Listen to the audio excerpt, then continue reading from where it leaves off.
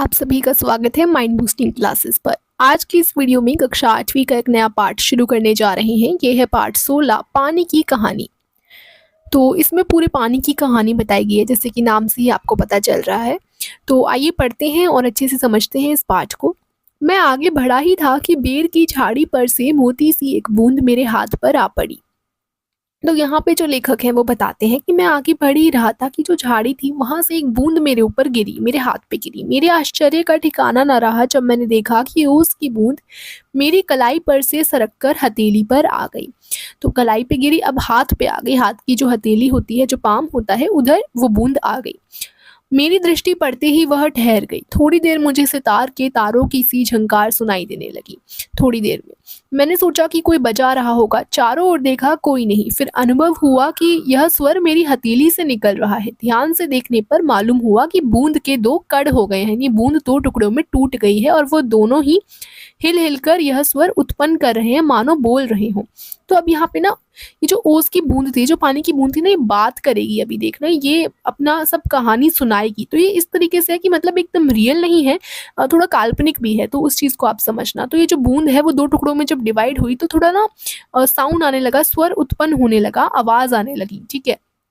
उसके बाद उसी सुरीली आवाज में मैंने सुना, सुनो सुनो। मैं चुप था। तो उसी सुरीली आवाज में जो आवाज आ रही थी, ऐसे ही कोई बोलता है सुनो सुनो। अब ये चुप था, फिर आवाज आई सुनो सुनो। अब दोबारा आती है। अब मुझसे ना रहा गया, मेरे मुख से निकल गया कहो कहो। तो अब वो सुनने लगा। तो देखो, ये रही वो बूंद और ये बात करती है, सुनो सुनो बोलती है। ओस की बूंद मानो प्रसन्नता से हिली और बोली, मैं ओस हूँ। तो अब वो बड़ी खुश हुई कि चलो इसने जवाब तो दिया। इस बूंद ने ये बूंद खुश हुई क्योंकि इसे लगा कि इस व्यक्ति ने जवाब दिया है। तो वो बताती है कि मैं ओस हूँ। फिर वो आदमी कहता है कि जानता हूँ, लोग मुझे पानी कहते हैं, जल भी मालूम है। मैं बेर के पेड़ से आई हूँ। झूठी, मैंने कहा और सोचा, बेर के पेड़ से क्या पानी का फव्वारा निकलता है? तो अब ये व्यक्ति बोलता है कि तुम जो पेड़ है बेर का, उस पेड़ से कैसे आ सकती हो? पेड़ से पानी का फव्वारे थोड़ी ना निकलते हैं जो तुम आ गई। बूंद फिर हिली, मानो मेरा अविश्वास से उसे दुख हुआ हो। सुनो, मैं इस पेड़ के पास की भूमि में बहुत दिनों से इधर उधर घूम रही थी। मैं कड़ों का हृदय टटोलती फिरती थी कि एकाएक पकड़ी गई। तो अब वो बताती है कि मैं जो है पेड़ के पास की जो भूमि है, भूमि मतलब पेड़ मतलब जमीन है, और पेड़ की जो है रूट्स होती हैं, तो जमीन में वो घूम रही थी। ठीक है। फिर क्या हुआ, फिर मैं पकड़ी गई। कैसे पकड़ी गई? फिर वो पूछता है, इसे समझ नहीं आया व्यक्ति को, तो वो पूछता है कैसे। वह जो पेड़ तुम देखते हो ना, वह ऊपर ही इतना बड़ा नहीं है, पृथ्वी में भी लगभग इतना ही बड़ा है। उसकी बड़ी जड़ें, छोटी जड़ें और जड़ों के रोए हैं। वे रोए बड़े निर्दयी होते हैं। मुझ जैसे असंख्य जल कणों को वे बलपूर्वक से खींच लेते हैं। कुछ को तो पेड़ एकदम खा जाते हैं और अधिकांश का सब कुछ छीनकर उन्हें बाहर निकाल देते हैं। तो अब वो बताती है कि वो तो मस्त घूम रही थी, इतने दिनों से भूमि में घूम रही थी और अपने दूसरे मित्रों के साथ घूम रही थी। फिर क्या हुआ, फिर वो बताती है कि वो कैसे पकड़ी गई। तो वो बताती है कि जो तुम पेड़ देख रहे हो ना, जितना बड़ा ये ऊपर से है, उतना ही बड़ा लगभग ये जमीन के अंदर भी है, क्योंकि रूट्स होती है ना, जड़ें होती हैं पेड़ों की। अब बड़ी जड़ें होती हैं, छोटी जड़ें होती हैं, रोए होते हैं उन जड़ों के। तो ये जो रोए होते हैं ना, वो बड़े निर्दयी होते हैं, यानी कि उनमें दिल नहीं होता, बड़े ही एकदम निर्दयी से होते हैं। क्योंकि वो क्या करते हैं, आपको पता ही होगा, जड़ें जो है पानी खींचती हैं जमीन में से और फिर वो पानी जो है पेड़ को पहुंचाती हैं। तो ऐसी असंख्य जल कणों, यानी छोटे छोटे जल के टुकड़े जो होते हैं, उनको बलपूर्वक पृथ्वी से खींच लेती हैं। कुछ को तो पेड़ एकदम खा जाते हैं, यानी पेड़ अपना यूज कर लेते हैं कुछ पानी को, और कुछ पानी जो है उसे बाहर निकाल देते हैं। आपको ट्रांसपीरेशन का प्रोसेस पता होगा, जिसमें पत्तियों से पानी बाहर आता है ना, उड़ जाता है पानी। तो अब कुछ को तो ऐसे बाहर निकाल देते हैं पेड़, और कुछ को एकदम यूज कर लेते हैं। क्रोध और घृणा से उसका शरीर कांप उठा। तुम क्या समझती हो कि वे इतने बड़े यूं ही खड़े हैं? उन्हें इतना बड़ा बनाने के लिए मेरे असंख्य बंधुओं ने अपने प्राण नाश किए हैं। मैं बड़े ध्यान से उसकी कहानी सुन रहा था। तो अब ये व्यक्ति उसकी कहानी बड़े ध्यान से सुनता है। हाँ, तो मैं भूमि के खनिजों को अपने शरीर में घुलाकर आनंद से फिर रही थी कि दुर्भाग्यवश एक रोए से मेरा शरीर छू गया। तो ये मस्त घूम रही थी भूमि में, जो छोटे छोटे खनिज होते हैं, चीजें होती हैं, उनको अपने शरीर में घुलाकर, नहीं बेसिकली पानी, एकदम जमीन के अंदर जो पानी होता है ना, ये उसी पानी का हिस्सा थी और मस्त घूम रही थी वहां पे। ठीक है। तभी क्या हुआ कि एक जो रोआ है, यानी जो जड़ है, जड़ का जो रोए होते हैं, उससे ये कांटेक्ट में आ गई उसके, ठीक है। फिर इसे डर लगाया, मैं काफी दूर भागने का प्रयत्न किया परंतु वे पकड़कर छोड़ना नहीं जानते। मैं रोए में खींच ली गई। अच्छा, तो देखो अब जो रोया है उसने खींच लिया इस पानी को, इस बूंद को। फिर क्या हुआ, मैंने पूछा। मेरी उत्सुकता बढ़ती चली गई। मैं एक कोठरी में बंद कर दी गई। थोड़ी देर बाद ऐसा जान पड़ा कि कोई मुझे पीछे से धक्का दे रहा हो और कोई मानो हाथ पकड़कर आगे को खींच रहा हो। मेरा एक भाई भी वहां लाया था। उसके लिए स्थान बनाने के कारण मुझे दबाया जा रहा था। आगे एक और बूंद मेरा हाथ पकड़कर ऊपर खींच रही थी। मैं उन दोनों के बीच पिस चली, यानी एक बूंद नीचे एक बूंद ऊपर। अब ये बीच में थी, अब ऐसा लग रहा था धक्का लग रहा है, ये भी ऊपर धक्का मार रहा है और ये भी। तो इस तरीके से एक तरीके से पिस रही थी बीच में बूंद। ये कहने का मतलब है कि काफी सारे पानी के कण थे, अकेली बूंद नहीं थी। तो ऐसे पूरा जो पानी है ना वो ऐसे ऊपर की तरफ जा रहा था। जड़ों ने खींच लिया, अब वो जड़ जो है पेड़ को देंगी, ठीक है। मैं लगभग 3 दिन तक यह सांसद भोगती रही, यानी 3 दिन तक ऐसा ही चला। मैं पत्तों के नन्हे नन्हे छेदों से होकर जैसे तैसे जान बचाकर भागी। अब जैसा हमने कहा कि अभी जो पेड़ है, पेड़ पानी लेते हैं, पानी के अंदर से जो भी महत्वपूर्ण तत्व होते हैं, यानी कि न्यूट्रिएंट्स वगैरह जो भी ये पेड़ लेता है वो ले लेता है और पानी को बाहर निकाल देता है लीव्स के थ्रू, ठीक है। तो अब लीव्स में यानी पत्तों में छोटे छोटे कण होते हैं, मतलब छोटे छोटे छेद होते हैं, उनको हम स्टोमेटा कहते हैं। तो उसके थ्रू बाहर निकल आता है ये पानी, ठीक है। तो ये जैसे तैसे पत्तों के थ्रू क्या हुआ, नन्हे छेदों से होकर जैसे तैसे ये जान बचाकर भागी। मैंने सोचा था कि पत्ते पर पहुंचते ही उड़ जाऊंगी, क्योंकि पत्तों के थ्रू कैसे बाहर निकलता है पानी, वाटर वेपर के थ्रू, ठीक है। पत्तों से ऐसे उड़ जाता है पानी, ठीक है। तो इसने भी यही सोचा, लेकिन बाहर निकलने पर ज्ञात हुआ कि रात होने वाली थी और सूर्य जो हमें उड़ने की शक्ति देते हैं जा चुके हैं और वायुमंडल में इतने जलकर उड़ रहे हैं कि मेरे लिए वहां स्थान नहीं है। तो मैं अपने भाग्य पर भरोसा कर पत्तों पर ही सिकुड़ी पड़ी रही। तो अब उसने सोचा कि पत्ते पर आ जाऊंगी फिर मैं उड़ जाऊंगी, लेकिन उड़ने के लिए जो है सन का यूज होता है। मतलब सन की वजह से क्या है कि पानी जो है वाटर वेपर में कन्वर्ट होता है। आप जानते होंगे कि किसी चीज को गरम करते हैं, जब भी आप गैस पे पानी गरम करते हो तो आप गैस चलाते हो तो वो जो आग होती है, आग की वजह से जो पानी है वो ऐसे भाप बन के उठती है ना, उड़ता है। तो इसी तरीके से अगर सूरज निकला है तो वो जो बूंद है वो भाप बन के उड़ जाती है, लेकिन जैसे ही वो पत्ते पे आई तब तो रात होने वाली थी, तो सूरज था नहीं, तो वो उड़ नहीं पाई और पत्ते पर ही सिकुड़ी पड़ी रही। अभी जब तुम्हें देखा तो जान में जान आई और रक्षा पाने के लिए तुम्हारे हाथ पर कूद पड़ी। इस तरीके से वो बताती है, उस आदमी को बोलती है। इस दुख तथा भावपूर्ण कहानी का मुझ पर प्रभाव पड़ा। अब उस इंसान पे भी प्रभाव पड़ा, उसको लगा कि भाई कितनी दर्द भरी कहानी है, जब तक तुम मेरे पास हो कोई पत्ता तुम्हें छू ना सकेगा। वो इस तरीके से जवाब देता है। फिर वो धन्यवाद करती है, वो बोलती है कि जब तक सूर्य नहीं निकलेगा तब तक बस मैं रक्षा चाहती हूँ, ठीक है। उसके बाद सूर्य का दर्शन करती ही मुझ में उड़ने की शक्ति आ जाएगी, सूर्य आते ही मैं भाप में बदल जाऊंगी। मेरा जीवन विचित्र घटनाओं से परिपूर्ण है। वो बोलती कि मेरे साथ तो बहुत घटनाएं हुई हैं ऐसी, मैं तुम्हें उनकी कहानी सुनाऊंगी तो तुम्हारा हाथ तनिक भी नहीं दुखेगा। तो वो रक्षा मांगती है क्योंकि वो उसके हाथ पे होती है। तो वो बोलती है कि जब तक सूरज नहीं निकल जाता मेरी रक्षा करो, तब तक मैं तुम्हें कहानियां सुनाती हूँ अपनी अजीबोगरीब घटनाओं की, विचित्र घटनाओं की। अच्छा सुनाओ। तो अब यहाँ से शुरू होती है कहानी पूरी। बहुत दिन हुए मेरे पुरखे हद्रजन, जिसको हाइड्रोजन बोलते हैं, और ओशजन, जिसको ऑक्सीजन बोलते हैं। तो यहाँ पे ये हद्रजन और ओशजन का प्रयोग किया गया है। हद्रजन होता है हाइड्रोजन और ओशजन है ऑक्सीजन, ठीक है। तो इस तरीके से ये पत्ती नहीं बूंद बोल रही है। ये दो गैस होती हैं, आप सभी जानते हैं, सूर्यमंडल में लपटों के रूप में विद्यमान थी। तो अब ये बताती है ये बूंद कि बहुत टाइम पहले की बात है, जो इसके पुरखे हुआ करते थे हाइड्रोजन और ऑक्सीजन गैस, ये सूर्यमंडल में लपटों के रूप में विद्यमान थी। सूर्यमंडल अपने निश्चित मार्ग पर चक्कर काट रहा था। वे दिन थे जब हमारे ब्रह्मांड में उथल पुथल हो रही थी, अनेक ग्रह और उपग्रह बन रहे थे। तो यहाँ पृथ्वी कैसे बनी और सारे ग्रह जो हैं, प्लैनेट्स जो हैं, वो कैसे बने, वो चीज की कहानी है। और ये ना देखो, ऐसे नहीं कह सकते कि पूरी तरीके से सच है, ठीक है। तो आप ये मत मान लेना कि हाँ भाई यही सच है और ये एकदम आप साइंटिफिकली इसको मान लो। तो ये बस बताया गया है इसमें। ठहरो, क्या तुम्हारे पुरखे अब सूर्यमंडल में नहीं हैं? उनके वंशज अपनी भयावह लपटों से अभी भी उनका मुख उज्जवल किए हुए हैं। हाँ, तो मेरे पुरखे बड़ी प्रसन्नता से सूर्य के धरातल पर नाचते रहते थे। तो अभी बताती है कि हाइड्रोजन और ऑक्सीजन जो थे वो क्या करते थे, सूर्य पे थे। एक दिन की बात है कि दूर एक प्रचंड प्रकाश पिंड दिखाई पड़ा। दूर से एक बहुत ही ज्यादा प्रकाश वाला पिंड आता हुआ दिखाई दिया। कोई बहुत ही ज्यादा प्रकाश यानी कि रोशनी चमकदार, जिसमें चमक आ रही हो, ऐसी कोई चीज़ आती हुई दिखाई देती है। तो पहले केवल सूरज था और सूरज पे हाइड्रोजन और ऑक्सीजन थे, ठीक है। फिर क्या हुआ कि एक बहुत ही प्रचंड यानी बड़ा सा प्रकाश पिंड दिखाई पड़ा। उनकी आंखें चौंधियाने लगी, यानी इतनी ब्राइटनेस थी उसमें कि आंखें ही चौंधियाने लगी थी। यह पिंड बड़ी तेजी से सूर्य की ओर बढ़ रहा था। ज्यों-ज्यों पास आता जाता उसका आकार बढ़ता जाता। वह सूर्य से लाखों गुना बड़ा था, तो वो सूर्य से तो बहुत ही ज़्यादा बड़ा था। उसकी महान आकर्षण शक्ति से हमारा सूर्य काँप उठा। अब वो अट्रैक्ट कर रहा था, यानी कि इतनी बड़ी चीज़ है, सूर्य मान लो ये है, तो ये अपनी तरफ फोर्स लगा रहा था, सूर्य को खींच रहा था अपनी तरफ, ठीक है। ऐसा क्या हुआ कि उस ग्रह राज से टकराकर हमारा सूर्य चूर्ण हो जाएगा। तो पहले तो लगा कि भाई ये कहीं ये इनकी टक्कर ही ना हो जाए, हमारा सूरज जो है वो एकदम टुकड़ों में ना टूट जाए। वैसा तो नहीं हुआ, वह सूर्य से 100 मील दूर से ही घूम चला, परंतु उसकी भीषण आकर्षण शक्ति के कारण सूर्य का एक भाग टूटकर उसके पीछे चला।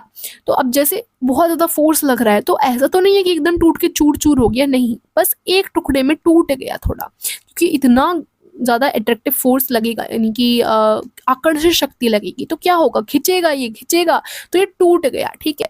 तो सूरज टूट गया।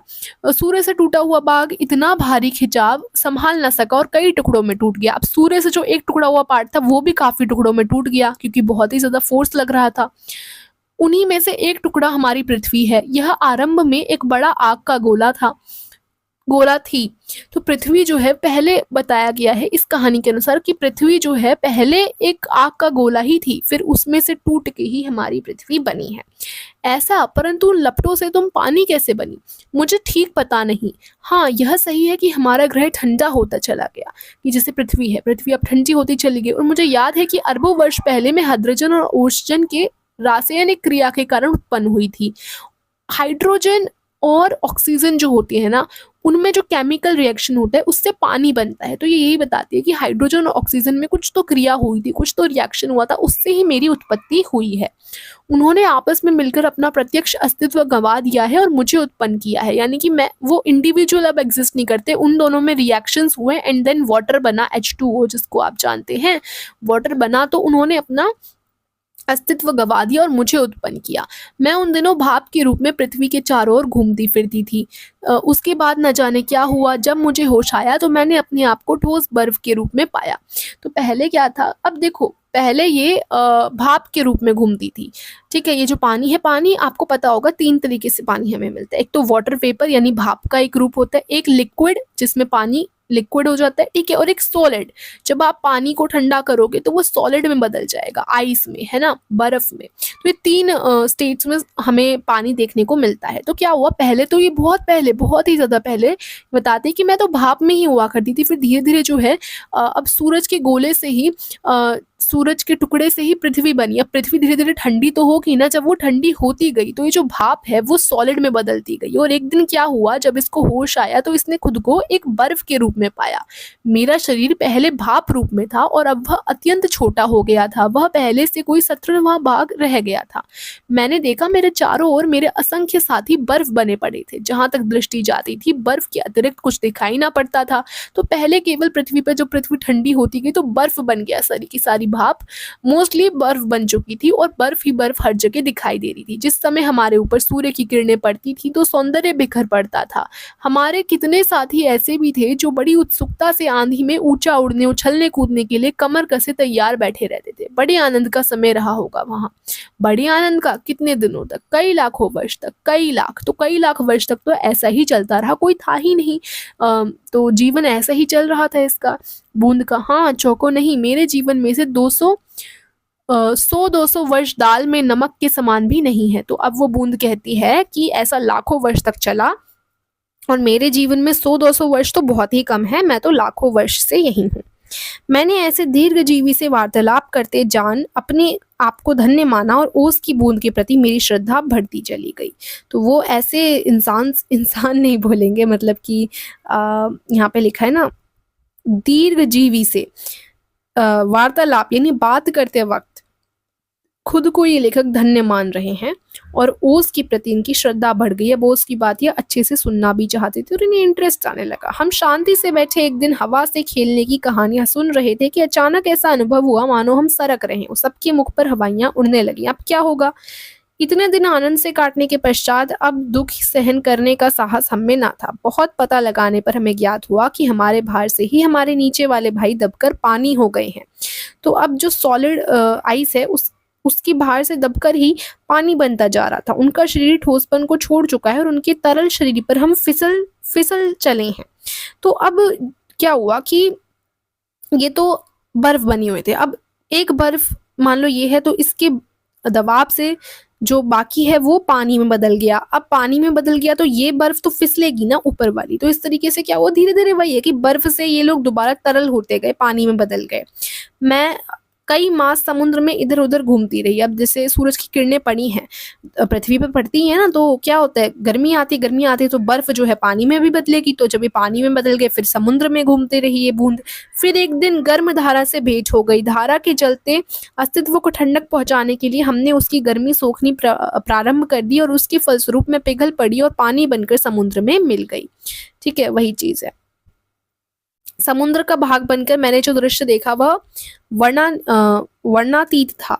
ठीक है, मैं अभी तक समझती थी कि समुद्र में केवल मेरे बंधु बांधवों का ही राज्य है, परंतु अब क्या हुआ कि समुद्र में चहल पहल वास्तव में दूसरे ही जीवों की है और उसमें नीरा नमक भरा है। तो मतलब बताने लायक है ये जो इसने एक्सपीरियंस किया। तो ये बोलती है कि इस बूंद को लगता था कि समुद्र में केवल पानी ही पानी है, मेरे जैसे और लोग हैं, पानी की बूंदें ही हैं मतलब मेरी जैसी। लेकिन फिर मुझे बाद में पता चला कि यहाँ पे तो और जीव भी हैं।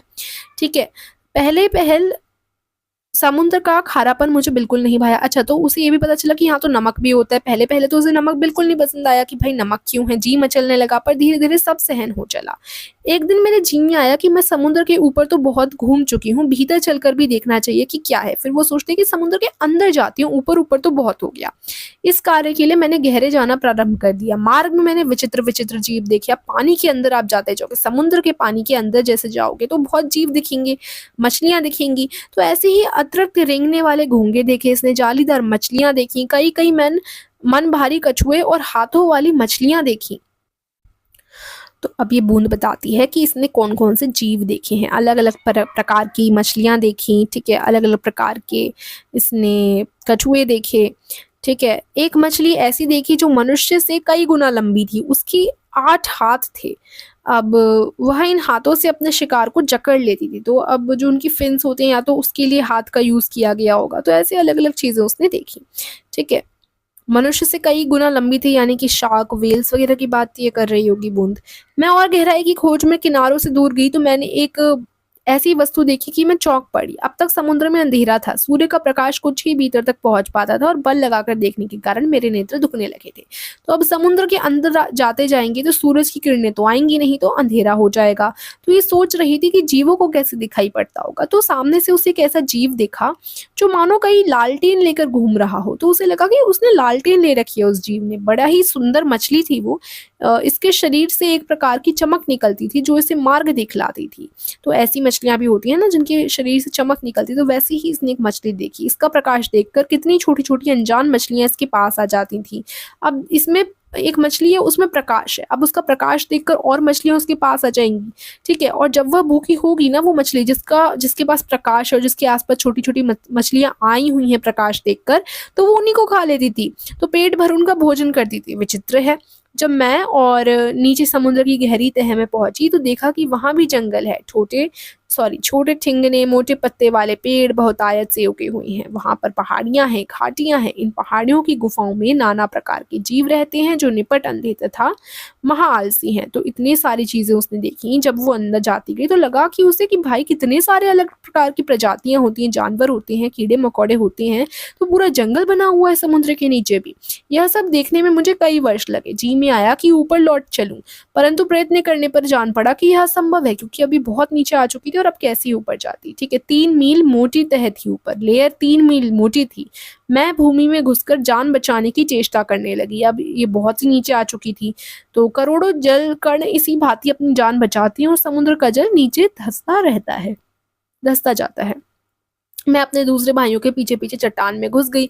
अब क्या हुआ कि काफ़ी ज़्यादा नीचे ही आ चुकी थी। कई वर्षों में कई मील मोटी चट्टान में घुसकर हम पृथ्वी के भीतर एक खोखले स्थान में निकले और एक स्थान पर इकट्ठा होकर हम लोगों ने सोचा कि क्या करना चाहिए अब। ऐसे ही चलते-चलते एकदम नीचे जाके और फिर बहते-बहते क्या हुआ, ये कहाँ पहुँच गई, एक चट्टान में पहुँच गई, ठीक है? तो ऐसे पानी बह के चट्टानों में नहीं आ जाता, तो वैसे आ गया पानी, ठीक है? समुद्र में क्या होता है, समुद्र में अगर एकदम नीचे जाते जाएँ तो पानी फ्लो करता रहता है, फिर वो चट्टानों पर जाता है, तो ऐसे ही करते-करते क्या हुआ, चट्टानों पे भी आ गई, ठीक है। कुछ की सम्मति में वहीं पड़ा रहना ठीक था। अब कुछ तो कह रहे थे कि चट्टान पे आ गए हैं, अब इधर ही रहते हैं, इधर से नहीं जाना। परंतु हम में कुछ उत्साही युवा भी थे। वे एक स्वर में बोले, हम खोज करेंगे, पृथ्वी के हृदय में घूम-घूम कर देखेंगे कि भीतर क्या छुपा हुआ है। अब कुछ जो बूँद है, कुछ जो पानी है वो कहीं और चला गया, कुछ चट्टानों में ही रहा, जैसे आप इस पिक्चर में भी देख सकते हैं। अब हम शोर मचाते हुए आगे बढ़े तो एक ऐसे स्थान पर पहुँचे जहाँ ठोस वस्तु का नाम भी ना था। बड़ी-बड़ी चट्टानें लाल-पीली अ, पड़ी थी और नाना प्रकार की धातुएँ इधर-उधर बहने को तावली हो रही थी। इसी स्थान के आस-पास एक दुर्घटना होते-होते बची। हम लोग अपने इस खोज अब देखो कुछ इस तरीके का इलाका आ गया। अब ये कैसा इलाका है देखो, यहाँ पे ना बहुत बड़ी-बड़ी चट्टानें हैं जो लाल-पीली पड़ी हुई हैं, ठीक है? और यहाँ पे ना आस-पास मतलब यहाँ पे एक दुर्घटना भी हुई इसके साथ, वो भी बता रही है अभी ये, इसको पढ़ लेते हैं फिर समझाऊँगी। वैसे आप समझ ही गए होंगे, यही चीज़ बोली है, ये एक अलग से स्थान पर ये लोग पहुँच गए थे अब, कि अंधाधुंध बिना मार्ग देखे बढ़े जाते थे। इससे अचानक एक ऐसी जगह जा पहुँचे जहाँ तापक्रम बहुत ऊँचा था। यह हमारे लिए असह्य था। हमारे अगुआ काँपे और देखते-देखते उनका शरीर ओजन और हाइड्रोजन में विभाजित हो गया। इस दुर्घटना से मेरे कान खड़े हो गए। मैं अपनी और अपने बुद्धिमान साथियों के साथ एक ओर निकल भागी। तो अब सबसे आगे जो बूँद चल रही थी, फिर वो एक ऐसी चीज़ से टकराई, एक ऐसे ठोस चीज़ से टकराई कि क्या हुआ कि वो 2 भागों में टूट गई। जो पानी है ना, ये किससे बना है? हाइड्रोजन और ऑक्सीजन से ही बना है ना, तो हाइड्रोजन और ऑक्सीजन में टुकड़े-टुकड़ों में 2 पार्ट्स में टूट गई, हाइड्रोजन और ऑक्सीजन में ही कन्वर्ट हो गई वापस। तो ये देखकर बाकी सारी जो पीछे बूँदें थी, इंक्लूडिंग ये वाली जो कहानी सुना रही है, इसको भी पता चल गया कि भाई ये तो कुछ बेकार, मतलब कुछ अजीब ही चीज़ है, इससे तो टुकड़े-टुकड़े हो जा रहे हैं, हम लोग तो हाइड्रोजन और ऑक्सीजन में ही टूट जाएँगे। तो वो ये सब देख के वो साइड में से निकल ली। हम लोग अब एक ऐसे स्थान पर पहुँचे जहाँ पृथ्वी का गर्भ रह-रहकर हिल रहा था। एक बड़े ज़ोर का धड़का हुआ, हम बड़ी तेज़ी से बाहर फेंक दिए गए। तो अब एक ऐसी जगह आ गए ये लोग जहाँ पे पृथ्वी हिल रही थी, पृथ्वी ज़मीन थोड़ी-सी हिल रही थी और बड़ा ज़ोर का धमाका होता है यहाँ पे, ठीक है? हम ऊँचे आकाश में उड़ चले और ये सारी की सारी जो बूँदें हैं वो एकदम उछल-सी जाती हैं। इस दुर्घटना से हम चौंक पड़े थे। पीछे देखने से ज्ञात हुआ कि पृथ्वी फट गई है और उसमें धुआं, रेत, पिघली धातुएँ तथा लपटें निकल रही हैं। अब ये आपको कौन-सा सीन लग रहा है? वोल्केनो वाला सीन नहीं लग रहा है? ये सब तो वोल्केनो ज्वालामुखी की बात हो रही है यहाँ पे। यह दृश्य बड़ा ही शानदार था और इसे देखने को की हमें बार-बार इच्छा होने लगी। ठीक है? तो ज्वालामुखी फटता है ना, तो वही चीज़ यहाँ पे बता रही है। और वो जो चीज़ थी ना कि जो पानी है वो हाइड्रोजन और ऑक्सीजन में टूट गया था। तो वो लावा हो सकता है, लावा, क्योंकि क्या होता है देखो मैं बताती हूँ, इसको थोड़ा समझाना पड़ेगा। अभी आप हायर क्लासेस में पढ़ोगे कि हाइड्रोजन और ऑक्सीजन से पानी बनता है, लेकिन पानी को तोड़ना, वाटर की जो ड्रॉप होती है उसको वापस से हाइड्रोजन और ऑक्सीजन में कन्वर्ट करना काफ़ी मुश्किल हो जाता है। उसके लिए इलेक्ट्रिसिटी के शॉक्स देने पड़ते हैं, इलेक्ट्रिसिटी यूज़ होती है उसके लिए, ठीक है? और क्या होता है कि अब आप ज़्यादा हीट प्रोवाइड करोगे ना, बहुत ही ज़्यादा हीट, तो क्या है वो टूट जाएगा पानी, ठीक है?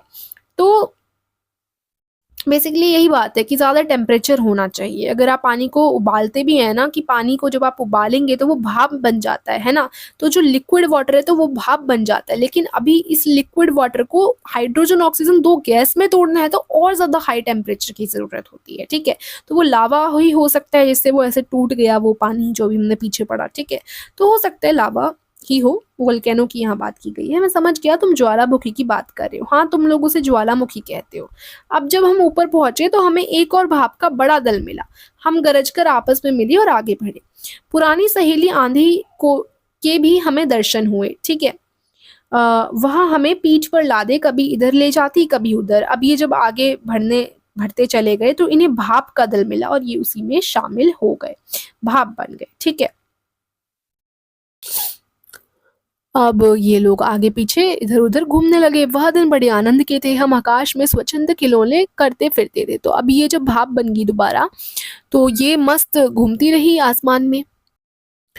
तो वही है ना, थोड़ी गर्म हो जाएगी, थोड़ी गर्मी मिलेगी तो ये बूंदें जो हैं भाप बन ही जाती हैं। बहुत से भाप जल कणों के मिलने के कारण हम भारी हो चले और नीचे झुकाए और एक दिन बूंद बनकर नीचे कूद पड़े। तो अब क्या होता है, भापों के मिलने से ही बादल बनता है और फिर बारिश होती है उसी से, है ना।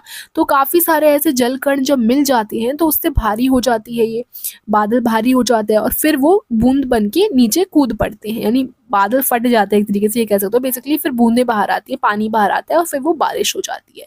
तो ऐसे ही हुआ कि ये भाप बनी, भाप जब काफ़ी सारे ऐसी ही भाप के जल कण मिल गए तो फिर वो भारी हो गए और फिर बूंद बन के नीचे वापस आ गए। मैं एक पहाड़ पर गिरी और अपने साथियों के साथ मैली कुचैली हो गई, होकर एक और बह चली। तो अब पहाड़ों पर गिरी, वहाँ पे रेत मिट्टी वगैरह, उसी में मैला कुचैला होकर ये आगे बढ़ी। पहाड़ों में एक पत्थर से दूसरे पत्थर पर कूदने और किलकारी मारने में जो आनंद आया वह भूला नहीं जा सकता। तो अब पहाड़ों में एक पत्थर से दूसरे पत्थर ऐसे ही पानी से ये चले जा रहे थे, पानी बन के। हम एक बार बड़ी ऊंची शिखर पर से कूदे और नीचे एक चट्टान पर गिरे। अब पहाड़ से चट्टान पे आ गए, बेचारा पत्थर हमारे प्रहार से टूटकर खंड खंड हो गया। अब पानी बहुत ज्यादा जब गिरता है एक पत्थर पर, पत्थर से ही टूट के मिट्टी बनती है, पता है ना, पत्थर छोटे छोटे पार्टिकल्स में टूट जाता है। तो वो पानी इतना सारा गिरा कि वो पत्थर जो है टूट के चूर चूर हो गया। यह जो तुम इतनी रेत देखते हो, पत्थरों को चबा चबा कर हम ही बनाते हैं, यानी पत्थरों, जो रेत आप देखते हैं ना वो पत्थरों से ही बनती है, ठीक है। जब पत्थर टूट जाता है तो पानी से पत्थर टूट जाता है तो उसी से रेत बन जाती है। जिस समय हम मौज में आते हैं तो कठोर से कठोर वस्तु हमारा प्रहार सहन नहीं कर सकती, यानी कि बहुत ज़्यादा पानी जब अमाउंट में गिरेगा ना तो गिरते गिरते गिरते गिरते वो पत्थर टूट ही जाता है। अपनी वजहों से उत्पन्न होकर, उन्मत्त होकर हम लोग इधर उधर बिखर गए। मेरी इच्छा बहुत दिनों से समतल भूमि देखने की थी, इसलिए मैं एक छोटी धारा में मिल गई।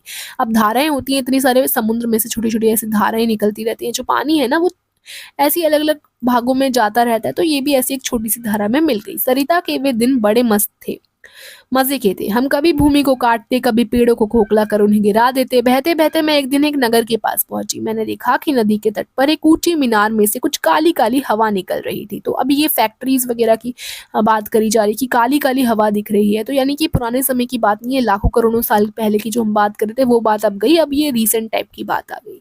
मैं उत्सुक हो उसे देखने को क्या बढ़ी कि मैंने अपने हाथों दुर्भाग्य को न्योता दिया। ज्यों ही मैं उसके पास पहुंची, अपने और अपने साथियों के साथ एक मोटे नल में खींच ली गई। जो पाइप होती हैं, पाइप में कहीं ये घुस गई। अब देखो शहर का इलाका आ गया, अब वहाँ पाइप्स वगैरह होती हैं, तो पाइप्स में ही, पाइप ही थी कोई मोटी सी, अब उसी में ये गलती से घुस गई, ठीक है। वो तो आगे जाना चाह रही थी देखने के लिए कि भाई ये क्या धुआं धुआं सा आ रहा है, उसको वो देखना चाहती थी। कई दिनों तक मैं नल नल घूमती फिरी, मैं प्रति क्षण उसमें से निकल भागने की चेष्टा में लगी रहती थी। भाग्य मेरा साथ था।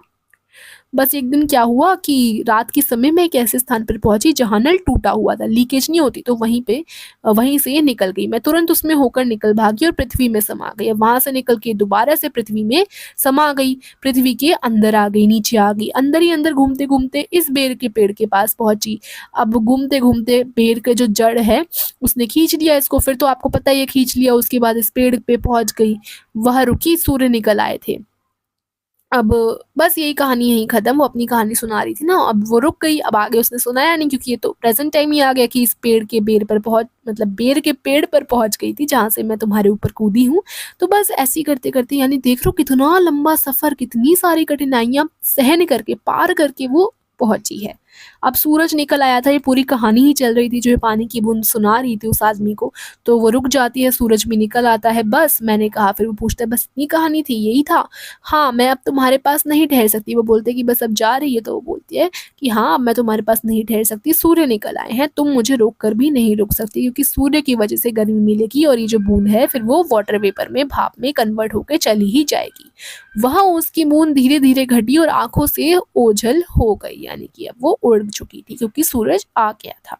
रामचंद्र तिवारी जी इसके लेखक हैं। बड़ी प्यारी ये पूरी कहानी थी, पानी की कहानी थी। थोड़ा लंबा चैप्टर था, लेकिन आई होप मैंने अच्छे से समझाया होगा, मतलब आपको समझ तो आ ही गया होगा। मैंने कोशिश करी है सब कुछ बताऊं, इसमें साइंस से रिलेटेड, विज्ञान से रिलेटेड काफ़ी कॉन्सेप्ट्स भी थे, तो वो चीज़ें भी मैंने आपको समझाई हैं जिससे आपको क्लियर हो जाए। वीडियो पसंद आई हो तो वीडियो को लाइक करना, चैनल को सब्सक्राइब करना मत भूलिएगा। Thank you so much for watching.